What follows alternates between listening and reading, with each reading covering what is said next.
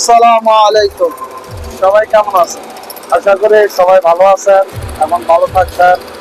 আমাদের জন্য দোয়া করবেন। আর আমরা বেশি একটা ভালো নাই, কেন বাংলাদেশে অনেকদিন ধরে কথা বলতে পারতেছি না। তো মনের ভিতরে অনেকই কষ্ট, যা বইলা বোঝানোর মতো না। যা কষ্ট বইলা বোঝানোর মতো না। যে আমরা প্রবাসীরা সারাদিন এই রৌদ্রের মাঝে, এই 42 ডিগ্রি কাজের মধ্যে বাড়িতে একটু কথা বলতে পারতেছি না, বাবা মায়ের মুখটা দেখতে পারতেছি না, মেয়েদের মুখ দেখতে পারতেছি না, কি যে কষ্ট। তো যাক, আমি আরেকটা মেসেজ দিতে চাই যে আমার এলাকার মানুষকে, তোমরা যারা আমার বিরুদ্ধে কথা বলো, শোনো, আমি রাজীব প্রবাসে আসছি, অনেক কষ্ট করে আসছি। আমার গল্পটা অনেক কষ্ট, আমাকে রাগান্বিত করো না, মুখটা আমার খুললো না। আমি এটাই বলি, আল্লাহর রহমত।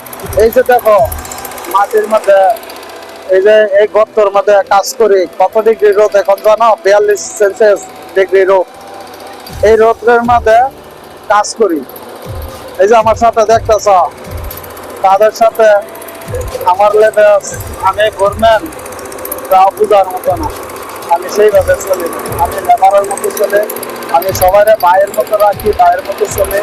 আল্লাহর রহমত, তাদের দ্বারা কাজ কাম করে যেমন আল্লাহ পাক আমাকে আইদাই করাইছে। আমি অনেক পরিশ্রমের মধ্যে আল্লাহ আমাকে বরকতগুলো একটু দান করছে। তো সমালোচনা না কইরা তোমরা পরিশ্রম করো, তোমরা আগে যাইতে পারবা।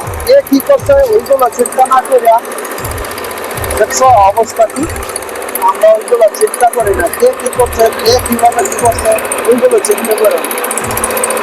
তো যাক, সবার জন্য আল্লাহ সবাইকে হেদায়েত দান করুক, আমি এই দোয়াটাই করি।